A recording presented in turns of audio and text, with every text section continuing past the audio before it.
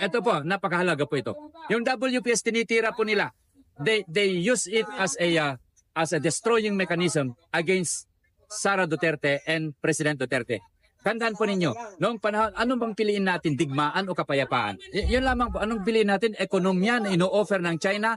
We've been there.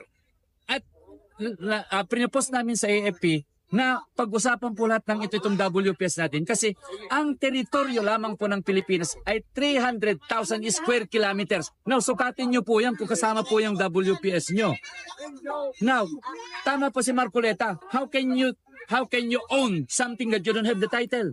Yes. Napakahalaga po yun.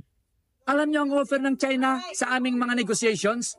Broad daylight. Pinupost po namin yan.